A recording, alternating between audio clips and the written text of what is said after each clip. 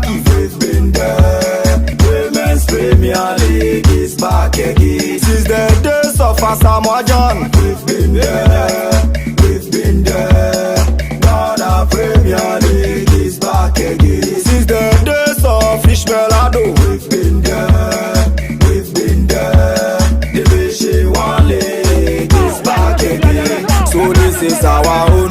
Let's cherish our own. Ghana Premier League is back again.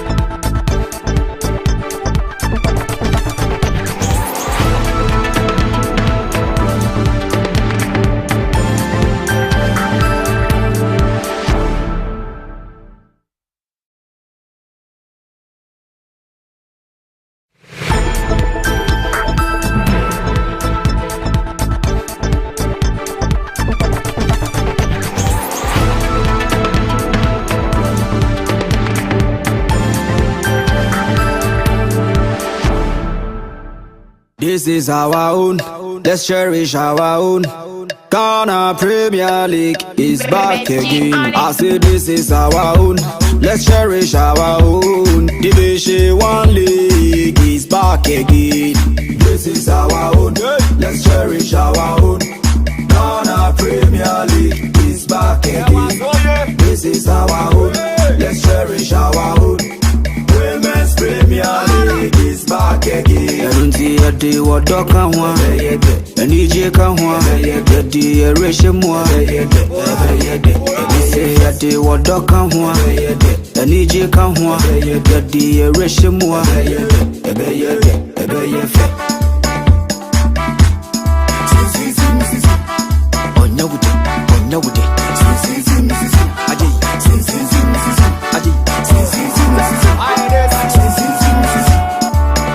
Since the days of Baba Yara, we've been there. Ghana Premier League is back again. Since the days of Shamokwe, we've been there.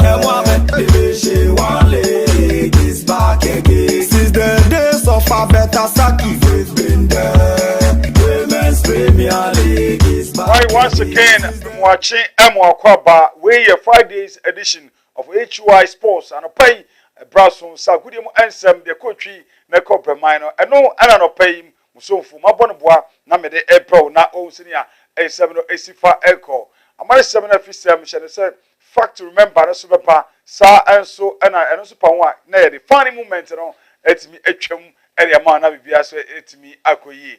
It's a pedia cameo, or Bramede, and 7 April, never my son, and me first, that Casino, Emma, Han, Yorke Estate, aha. And Yorke Estate, just say, my catcher, Migusua, make catcher on Saturday, on second beer, yepa, as I say, Udi Yabakupe, Udi Unya Kota Krana, Udem, Unya half brought cra, Udem, as I say, as I say, and Uti and I make for Han Yorke Estate, Eddie Amount, say, but modern, now for nature Han Yorke Estate, na Ubahan Moa, my catcher, Mrs. Carlos in the Tibia, the banner say best spread the amount. If you know, Canada, into the Oba, no one will turn the boom, nice to say, and one at once, yen check and check ra near Quacher was assay, maybe a whoopeno, nothing the amount, ye picking, nothing amount, the channel 10 times to cry, nothing also wet me, and you was assay. So, and it be a woody, I will say, we see Casemino, our form into upper say, you spread the amount of Twitter and a cracker, Obahan, Yorke Estate, and one saw no better than say, dear fellow Minister Mr. Sarkodie,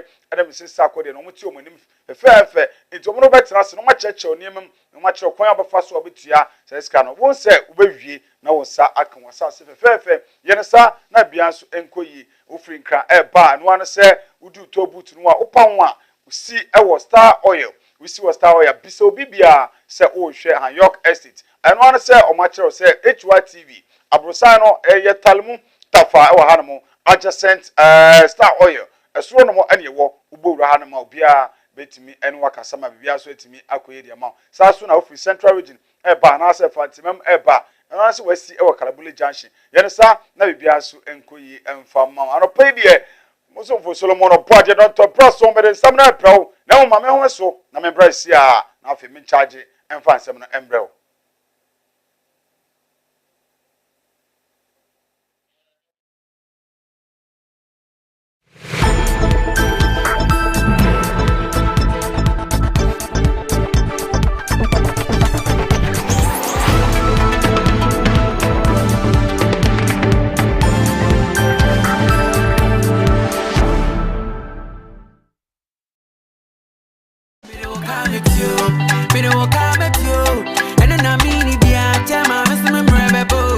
Ghana fue pasase esidai o pasase ededi dumadia ene minia bema me kan for Yorke estate amao Yorke estate in Sasin prices no so affordable we want to chira kwan our kaswa kalabule beside Star Oil filling station na Yorke estate won Sasin ebi ewo dodowa Shy Hills Opekuma Dentra Ofanko River Papase Dominase ena Akoti Yorke estate ubetimi afre won ewo ahomatru fo eso 030-290-5713 and I say 059-1786-754 Yorke estate ana when assassin litigation free.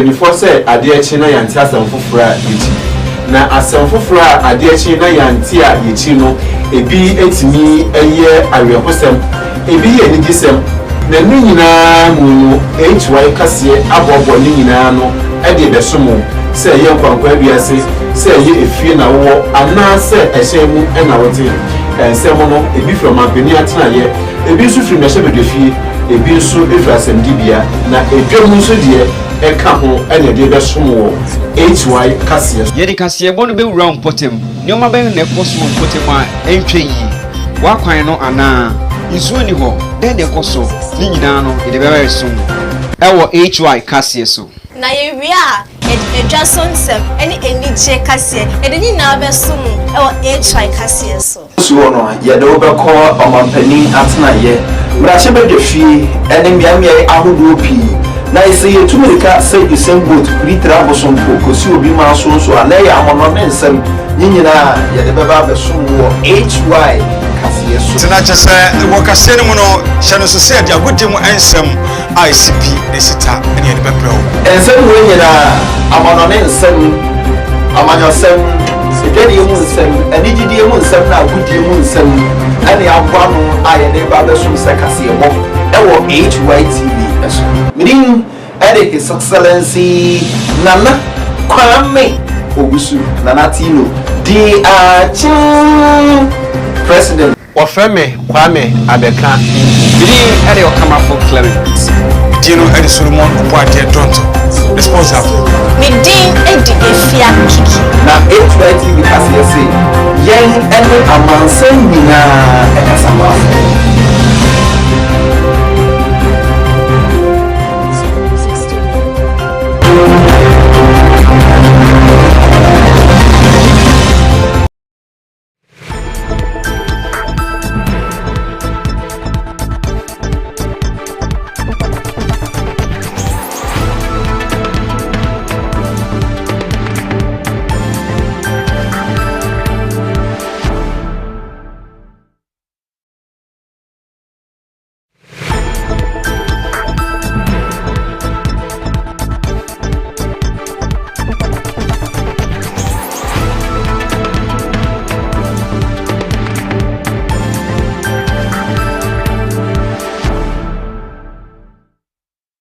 This is our own, let's cherish our own.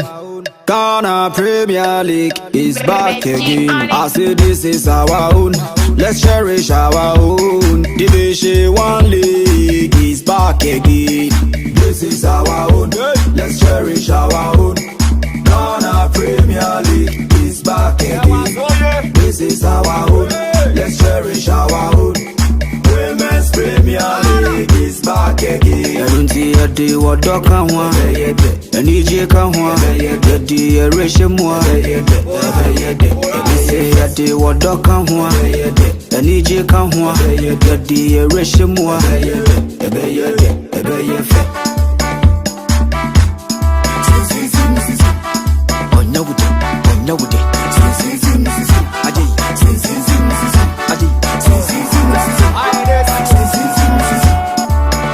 Since the days of Baba Yara, we've been there. Ghana Premier League is back again. Since the days of Shamokwe, we've been there. Right now, I'm saying I'm on my I have good answer and the price one the April now. Wait me, I'm saying a 74 call. Namum and birthday be a share honum. And now chance to birthday be show. I will do Hanum. I do one more. Mema what me nipa wo di birthday no ama bia so etimi akoe na mom for now de mame for agudie mo ansem no en shase e ma me shase na se dia na me shase every English Premier League no obeka ya last week no ya dia Chelsea the Blues I was Stamford Bridge and Tottenham Hotspur anyway that's so na kansie no e ko na wie no answer na kansie ni course no drawing the game no ya dia referee Anthony Taylor kwa for so a utumi edi match no akoya nsem mebre amani ameka say Chelsea fans no a petition 140,000 area ma English FA say baya yempam Anthony Taylor and free English Premier League no anase pokra no yempam no and free Chelsea match bia wombebo mu isasa Anthony Taylor enka no kre na no ana Anthony Taylor media bi etimi ehia no enkomo twetwe mu ana obisa say ugitum say oyemfonso ana yenko hwe ninkotie nsem okan. Getting that wrong. I lost concentration. I was lazy. I'd got totally the wrong position. Okay, I have made this bad error here, so I need to make sure when I go into my next game, I'm not doing that again. Yeah. And how, if you've had 2 or 3 games running where you've made mistakes that you're unhappy with, how do you not allow that to get you down or to lead to you asking questions of yourself, whether you're good enough? I think you did. Well, I think it's impossible not to get frustrated and down a little bit about it. So it's either a case of detaching yourself altogether from what you're doing and getting away from football. So thinking along, working on the mindfulness aspect of stuff. So does that involve friends, family? Does that involve just going for a walk with the dog? You've obviously then got to focus then when you're going back onto the field. And that's probably the bigger challenge is if you have come off the back of 2 or 3 games where you've made a mistake or you've had to go to the screen a number of times because you've had some difficult matches. You've then got to start creating that belief again to start afresh, to go into... do that? So it's a lot of it for me personally comes down to that self-talk and trying to totally forget about what's happened before. So what sort of things do you say to yourself then, Anthony? When you just witter away to myself. Just purely about being focused and as a game's going on, I just like to commentate to myself effectively. Right.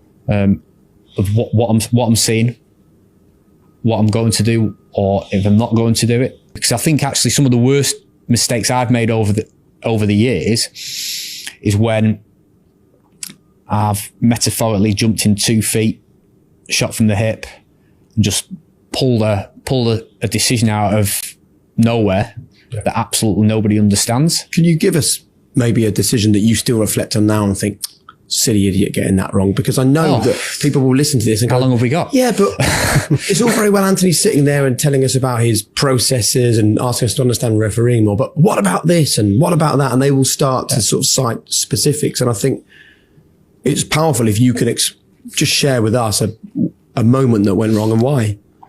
So most of the time, you make an incorrect decision on the field because your position is wrong. Right. That your angle and your view's not as good as it could be. So there's a really good example from a few years ago at Swansea where I gave a penalty for handball, and it was actually handball by the attacker. But because in that particular moment I'd lost concentration, I was lazy, I'd got totally the wrong position.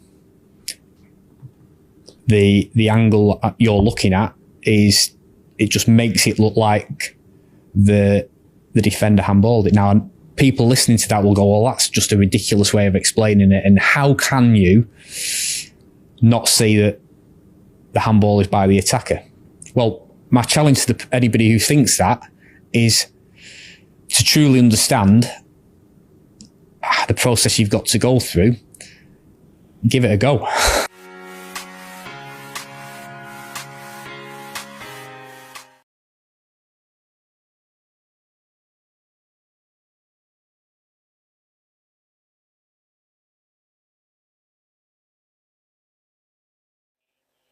Right. Right, not just Anthony Taylor, and also Central Phone and a Trinkuma or Church the Itia. I had to be a Nipa, the Ano from Sono, Nipa because why am from Sosa. The Attorney be a na Ujai, no, Jan and Maho, now or Ba, now for a baby key, difficult decisions, and a year a Jumaketwa, a Jumakesi Ipa.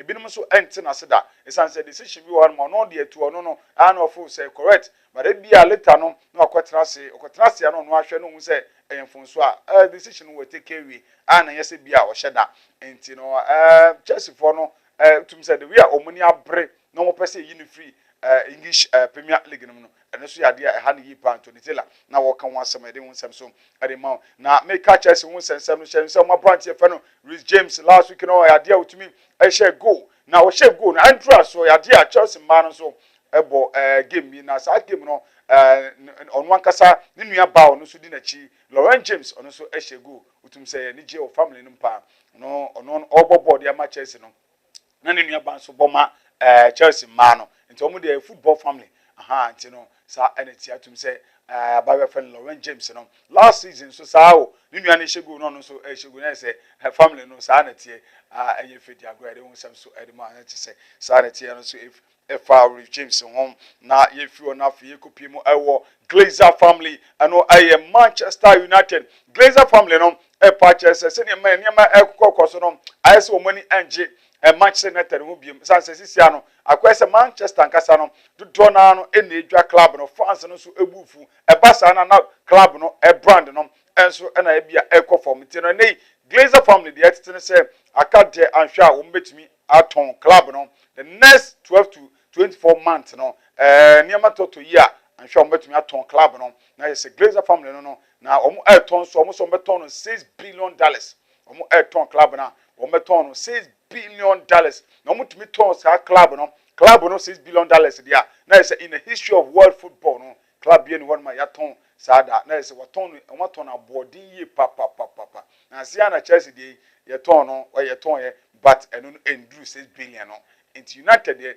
a valuable club club ke se pa club ke toa into wo ton $6 billion there and rent so bia into Glazer family and no so abeto dware won sem so e de ema na wo senior a 7 of course in free Glazer family na me kopie mu wo Barcelona for akachiri ya Memphis Depay shenu se ne amika say Memphis and they transfer na pasa do to na ka say Memphis be free na so free one mo say de yetene say akato na bro anhwa Abrante be free Barca for Akachi Ekupi me ifa and woko Chelsea for ya one pem Jenny and omani abrese omunsakana ade omo ani baji pa and a club bit Juventus ukran so ehia no clubs den de bibiri na na Chelsea Abrante ifen Memphis Depay and no sem one so no etwogo fa Abrante sans this year make say a free agent erema Barcelona club nti no now no obetumi akoba bia Barca nkasa ne sikasem enso nye nti no na yesesa ene kwa yede won sem so erema na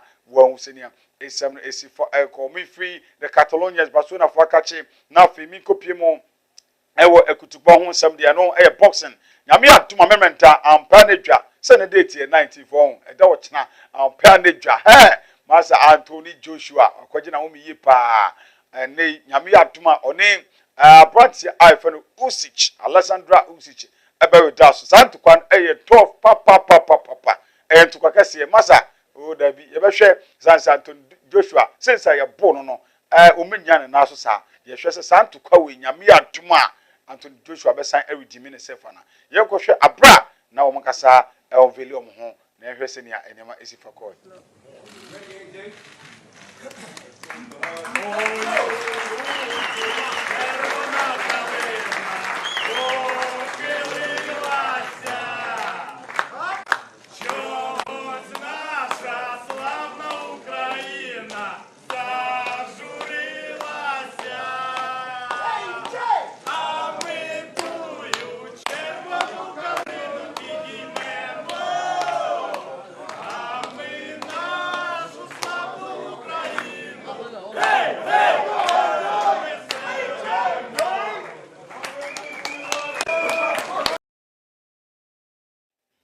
Right, it's not just Anthony Joshua, Yami Atuma Santukwa wenye ntwaketwa ena Arab ni no otonyum sa ntum say otonyum motivate omu yipa Yami Aduma tough fight eye fidagro eda ochena ena Santukwa we ebetimi abaso ento ankosi dadwada de na yehu nipa obetimi edi nkunim we yesem wa no so no etwagu are hu sem so de ma amane sem no ma me fansia na me ntwa me hu kakra bi na me fa fisem no embrel na hye no so say with the way twemu kradia na kamidi bi ekem ya de bia akem ya de Casemiro Real Madrid player no eri ya mekase ya no watufa awkopimo Manchester United wakoye ne Americas no de Manchester United boboko no hye no say adia wodi company Real Madrid players no atumi ato nsa de dada na ina no say oja omkwan enti no eni ya mekase de wo free club won mo na atumi akopimo Manchester United enei and watufa wakoye ne Americas no enti sa eneti ade won sem so ade to dwa ade ma afa Casemiro the midfielder defensive midfielder ade Madrid boko no won sem na ade to dwa no right if you na fi kopimo Koulibaly wakaya uprai onya knock kakra disi ameka se no wato no na training session no emu ahie pa yenkohwe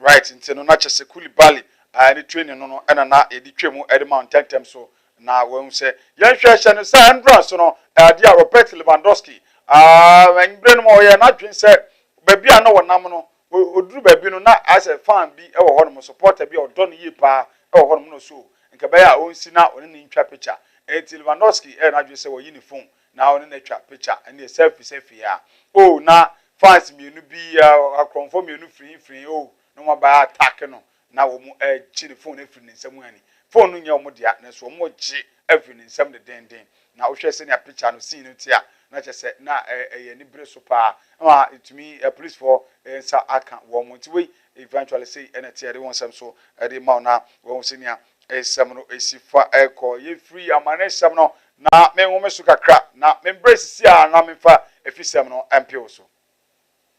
This is our own, let's cherish our own. Ghana Premier League is back again. I say this is our own, let's cherish our own. Division 1 League is back again. This is our own, let's cherish our own. Ghana Premier League is back again. This is our own, let's cherish our own. Women's Premier League is back again. Erunti ade wodoka ho anije ka ho ade ereshemu ade ade wodoka ho anije ka ho ade ereshemu ebe fe onyawude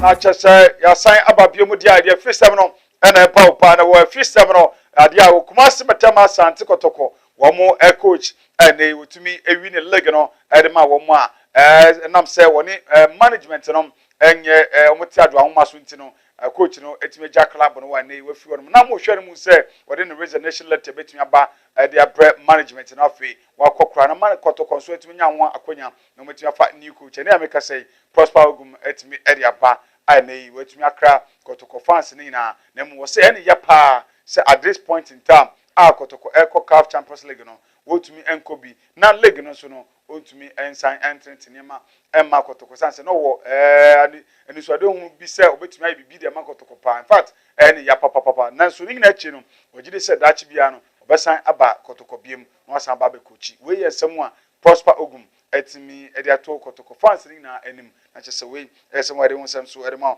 na wo se ni a in 70 call me fi na fe mi kopie mu e wo Costa Rica dia na ekoso wo no e no e under 20 women's world cup no na Ghana Benfuku ono e na ye coach no e ma Black Princess wo mo kopie mu wo no na in fact poor performance e na Ghana etime putu up no very poor performance o man ko ya de kra o makotwi afombo o man nya de na wo hwe performance o putu up na Andra Netherlands for to me twi so enei eno nam so e ma wo hwe group eni de group ne de yetumi anje points bia wo ya nom ye femfram na ene yetumi afiri mu Black Princess with all the squad ene na omukwa na ye boje omuso no mkoya omukogu omu ani mase but omu free mu no Nigeria for de omu group no omu atop omu group Nigeria ema no omu anase women's team no ana super falcons no omu de omu timi qualify but Ghana etimi afiri mu omu ndu bia na we esem wane so no efa Black Princess wo eno ana Benfuku si we sa na ti ya de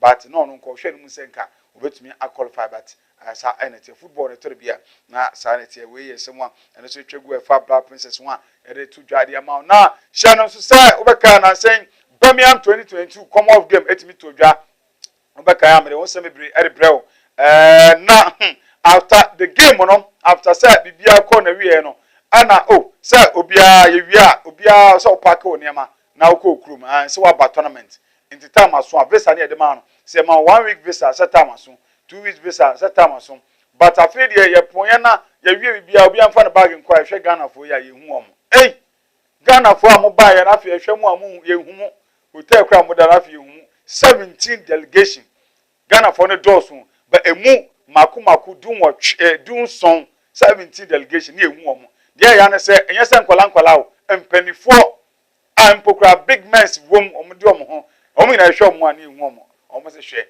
ya du UK ya de ne ba Ghana de neze etinya de ombeba but say there Ghana for na report we no e ma UK aba ne se omo nkofo ayira maku 17 no say there ya de a mpanifo ehu omo san se police for no ya de omo ma kwan nti ehu omo ya san amomu nyina aba asa Ghana na ofiri we de ha na beba Ghana be di gobe so say nyina ye di gobe nti umpo aya de betina tra UK wono mo say make say omu nyina 17 no e de omu nyina abepiem e wo man Ghana in fact utumi say be yo mu ya pa ba ya de awa ba bedu so na tie de won sem so e de mom de wo say dia 74 ko nyame aduma Ghana Premier League no ya de a betodwa na no e say de bet power Premier League nti wo hwa first feature no see NTA yenko hwe first feature no matches no we share first feature na see NTA features no Real Tamale United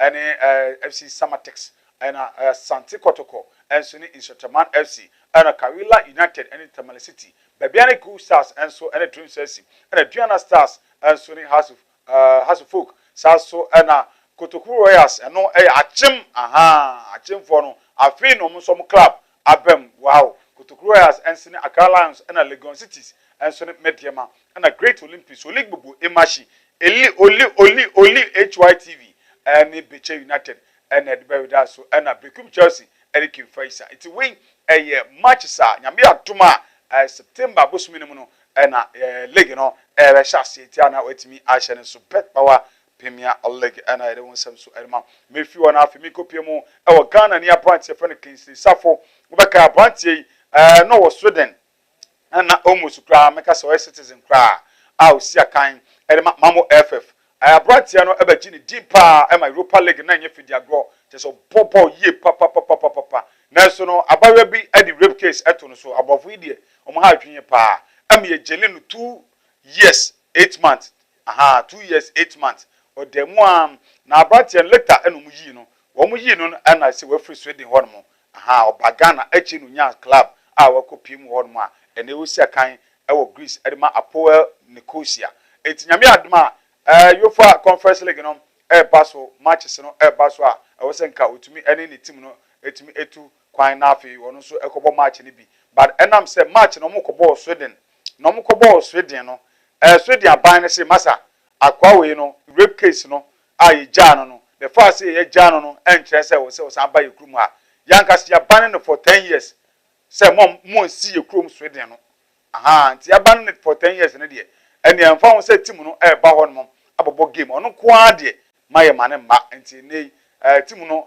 akodu de but kinsi safo enka obi we esem won so no de twegu fa kinsi safo wa ide hu sem so ade ma na wo hu senia esem no sifo ko esem no ana doso de na mom de sene fata no ana etimi bon boa na de abaw na mom me fa fi sem na mane nsem no en wadre ha no na embrace si a me twa me ho na ma ba na fe me the fact to remember no aba e wi ana the funny moment no so etimi atwa me ba si a since the days of Baba Yara we've been there. Ghana Premier League is back again. Since the days of Shamokwe, we've been there. Division 1 League is back again. Since the days of Abetasaki, we've been there. Women's Premier League is back again. Since the days of Asamoah John, we've been there. We've been there. Ghana Premier League is back again. Since the days of Ishmaelado, we've been there. We've been there. Division 1 League is back again. So this is our own. Let's cherish our own. Ghana Premier League is back again. This is our own. Let's cherish our own. Ghana Premier League is back again. This is our own. Let's cherish our own. Women's Premier League is back again. Since the days of Emmanuel Clote, we've been there. We've been there. Division 1 League is back again. Since the days of Obodie Dontoh, we've been there. We've been there.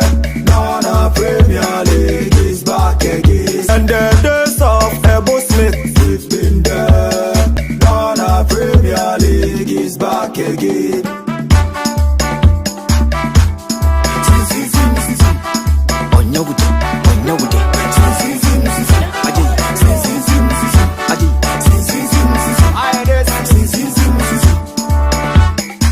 Division 1 League is back again.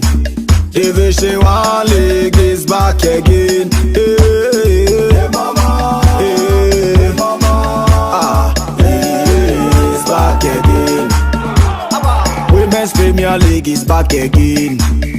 I say Women's Premier League is back again. Hey, mama. Hey, mama. Right na chese ya san babiem aha we dey wisi ma babiem hwe ena mi gina Ghana Women's team no so national team no eho no mi gina ema team no eho no mi gina na me help ne se adenti ana yentumi enji ema ne ndi na yenfa wo monkasa as a coach yenkumi wo yemom akonya yemom scholarship bi no mutumi nkosua de se ne ya na yes parliament wo say wo che no pepepe sana muka omo say equal friends say gender equality it is sad ya senior ya na yetumi ma coaches no akonya mo mutumi kosua o mana ne ba no adenti na yemma na yemma lies of Abetasaki mo Mamuna to Suleiman na mo wo ag di 1997 wo man na di kan ko work up na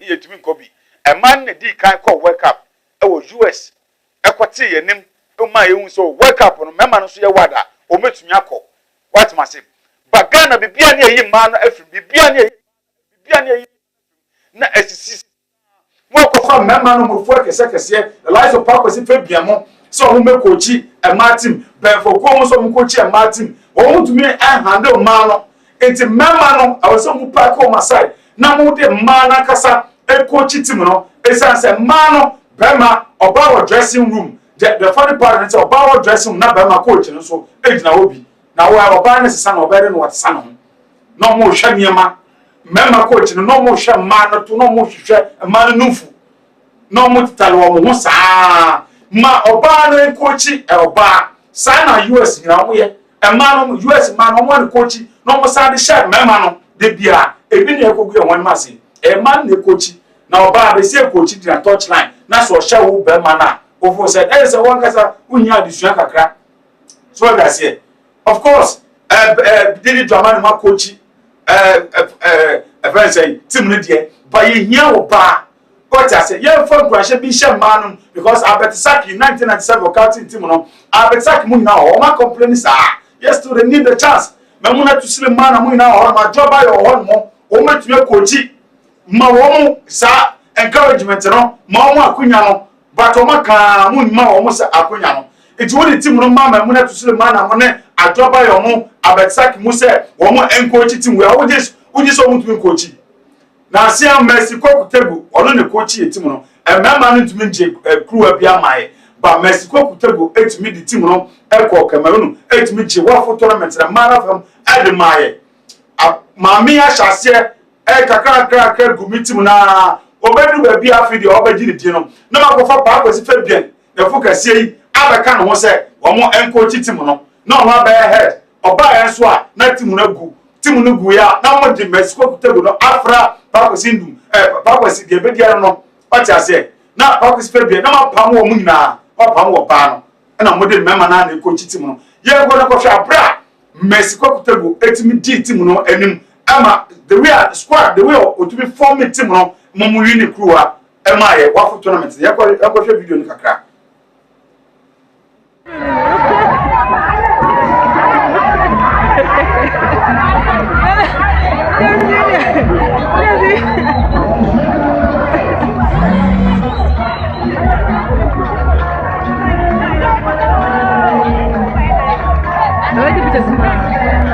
Okay.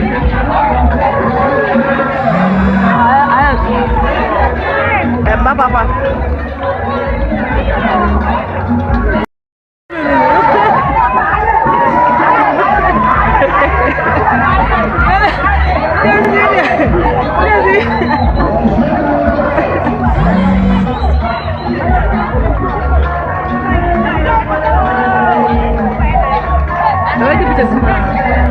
Okay.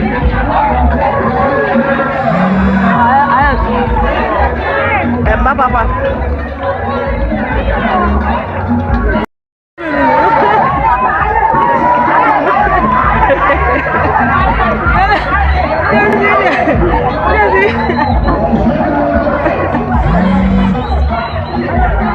Right, enti wo hwe Messi Kwakutegu a ono ne di sa team yenum 2018 nam Abidjan ama ito mutu fa sa wafu tournament no and since then no ma team ni begina pa ya ko fa Pakwesi Fabian team no Pakwesi Fabian eba ya beka no ho pe ana no kasa for me ono kasa nso ni players because ono na be head coach and obe say team no de ma Ghana ma team no ya oba ne coach enti mu ma na akonya no musu coach bi because omu onim jeni bi so that say the first one ball no bi ono so your ball what ono so te man ase ono nim dia kwa ba fa so betimi handle man no sa na wo se ye no so that say it is a ma sa kofu we akonya no mo entre teams no ma team no na dan den na ma team na mo wo Ghana ha no se do na ma no ekochi enti mo akonya na in terms of the national team no cause abrofo no omo enya bro sa abrofo no omo believe say once oba na ponko ade obetumi akochi also was an Indian to bar Bama Konya, no coach. And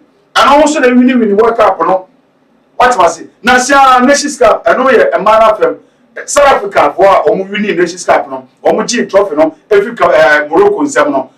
Mind the coach here, the same, what must say, or Babesia and Uja touch on the winning the best coach in terms of a man of them and winning coaching with that touch around to say yes, or Babesia or Shamama. It is also a the lives of Abetsaki more chance. So was a ma ajoba more chance. What must say? So musu na touch na no coach. Na se ko ba se wo de mu njo mundi. Na de bia mu bo ma bo fia mu bu ma na bo fia. Na mu mama konya so mu omusu coach bia. Na ko fa be ma no e be touch line. Be ma no to me e ha no ma ni ye. sɛbi ɔbaa no ɔkɔ dress kura na bɛma ne coach no wogyina hɔ na kyɛ ɛno no mesɛ saa deɛ no de mu ngyae na mo nso mo ma na akoyɛ no mo coach bi na yɛakɔgu yɛ no ɛho anim ase o bɛmfoko yɛakɔgu yɛ ho anim ase match si nyina yɛ lose nyinaa ne yɛba ba Nigeria for top table no Nigeria wɔn top table no ɛwɔ group a ma qualify to the next stage ɛwɔ World Cup in Costa Rica what am I saying ma qualify to the World Cup in Costa Rica but yɛ kɔ akɔgu yɛ no one man say because of say yɛ de bie yɛ ndi no korɛ Ghana Football Association ɔmo fɔ ɔmo akasa mo kɔfoɔ what am I saying adeɛ wa form Proton Sports and wɔn akasa sensan coaches no and ɔno ne company the agency into wo san ma na wo bɔ kra no wasan ama no wo san ma na no enko ade bɛma wo team no coach no kredi ne eni hɔ na ɔmo ndi no kra Mexico kutegu de no yɛ onim coach pa o yɛ ade pa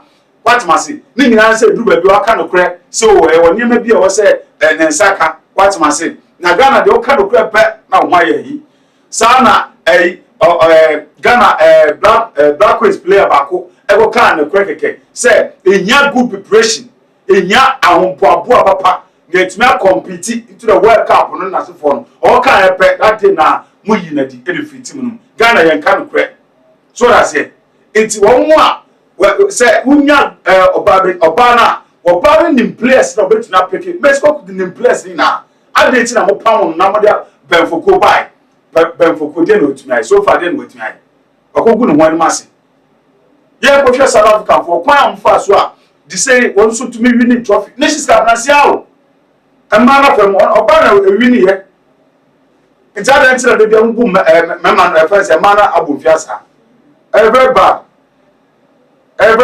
we dey share video kakra It is what's happening is calling them down the president of CAF as well as head of competition for women next to her. And also can see the Minister of Sport and Recreation coming from the land of Morocco. Finally now they can go to the stand. South Africa, after trying for 6 times to be the champions, are the champions. It is what's happening is calling them down the president of CAF as well as head of competition for women next to her.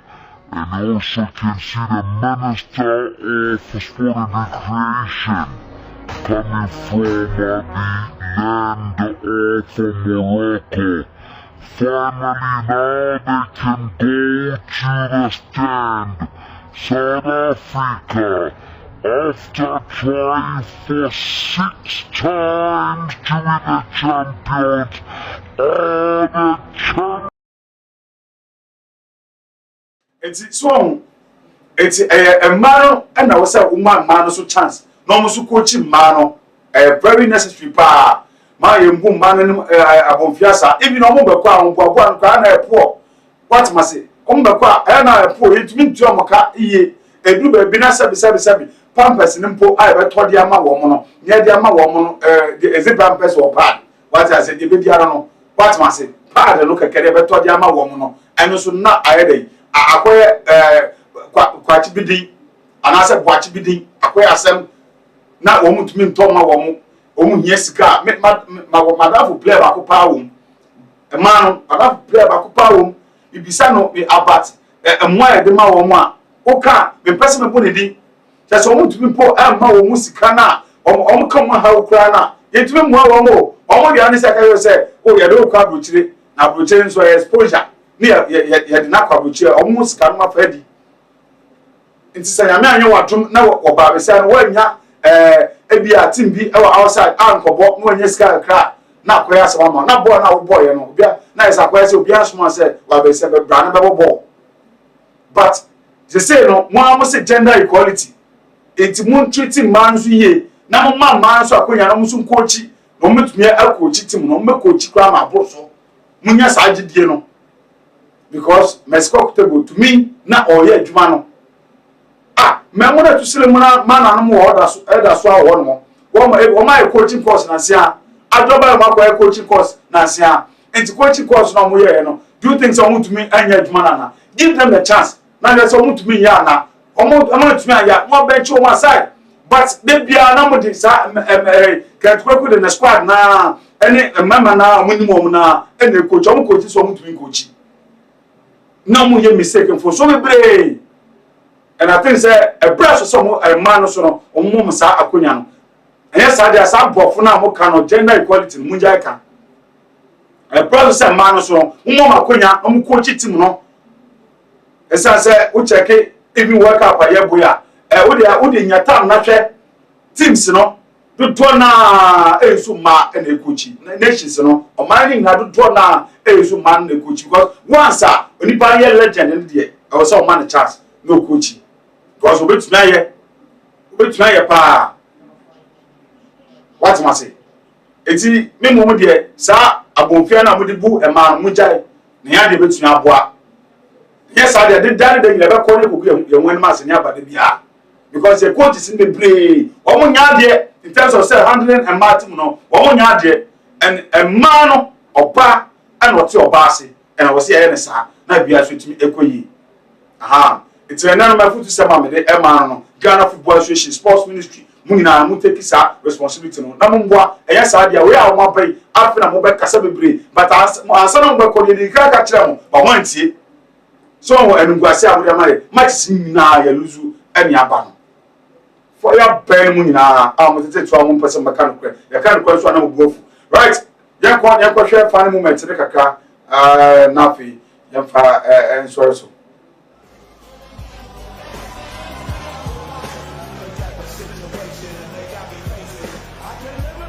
That is gold. Pure gold. Good two-punch combination up high. 2 minutes into the opening round. Probably time to... It shows over there the Muay Thai grain. This is why he's doing that. Yeah, that was low. Very. Dontoh happy doing what he's doing and not necessarily winning a whole lot. Shouldn't laugh. Oh, big overhand right by Dontoh. Walking into some big punches here. Too many big punches. Have a look at this. He's bombing away though. And once a Muay Thai fighter, always. Yeah. Oh. Sound asleep. That's it. Oh, that's a big victory.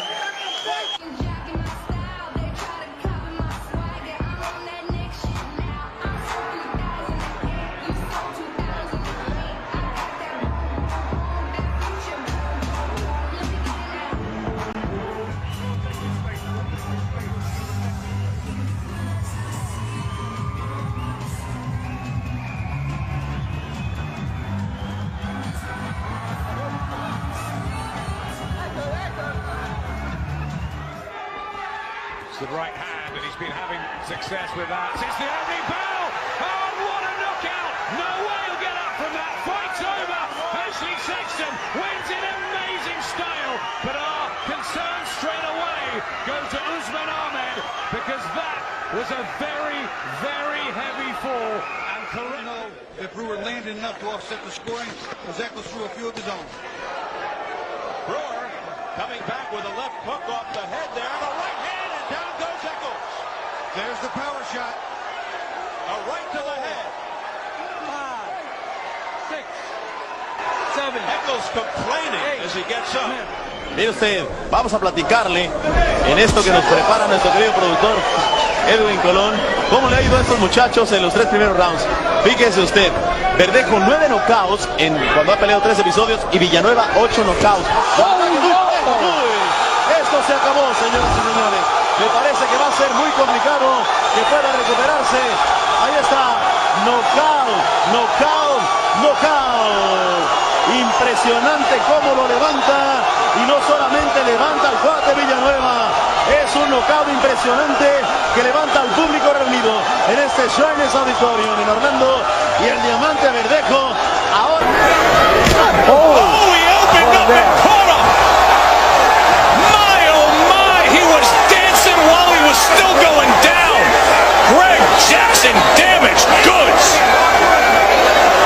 and an eternity of time in that squared circle when you've been hurt. 1 minute left. Just walked in, no jab. Got into the distance of the shorter man Whitlock. And now a right hand rains in from Jackson as he's on the attack, and he comes back and wins it with a TKO. What a turnaround by Greg Jackson. Behaved like a... Well, right now that dancing, I don't know about that, but before the dancing, behave the way that you want a fighter to behave. Got dropped around before and showed the character, maybe of a future champion, to come back. There he gets inside. Hits Stevenson with a combination. The champ was staggered at the end of round 2. And some mugging by Top Dog. We got a fight on our hands. And it doesn't seem like anything is affecting Adonis Stevenson right now. A good left hand again. These punches are just body shot, another body shot, and another by Superman. Oh! And that could be it. 5, 6, 7, 8, 9. Stevenson didn't even need to see the count. It is over. Superman retains the championship belt. Thomas Williams Jr. took all he could handle. Uppercuts, body shots, they wore him down. それではここで手数出したいですよ。はい、接近戦になっている。そうですね。この接近戦での戦い方、左これはレフェリーに当たってしまいました。あ、レフェリーのサラサスさんにこれはフォローに入ってしまいましたパンチが。今レフェリーに当たったということで試合を止めています。近藤選手の放ったパンチ、間に入ったレフェリーに当たるということになりました。Yes. Doesn't take the biggest shot. There's an overhand right. He's gone down. He's there with the right hand. And I don't know if he can recover from this. Meanwhile, look at Ty on the other side. He fell over the rings up to 4 and 5. The ringside here. They're right above us in commentary position. Oh, he's hit. He won't get up from that. This fight's all over. Joe Blackburn knocked out in the first round after being down twice. How about that?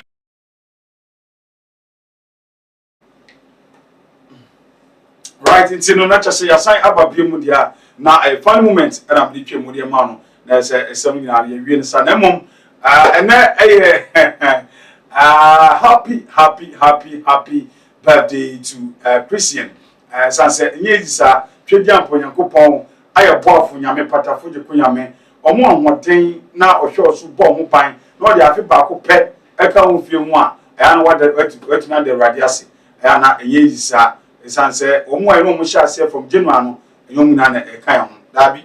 From January, the young man a kind of go for every moment. A mouse statistic now. If they are going to listen, what can one? Any attempt common, so list no can one or so then I'm asking. The same nay, Nadia a good day, Edma Christian, and no a Mrs. Sarquadier and Mr. Sarquadier. Aha, Omoba, Burma, I friend of Christian, and then any would in a birthday. Now I was said it to me a kind of Tridian Ponyankopon, on one who bind, no man on what the Minyanka, before happy birthday, you be the man, but I would have a video. Would you have share? Why?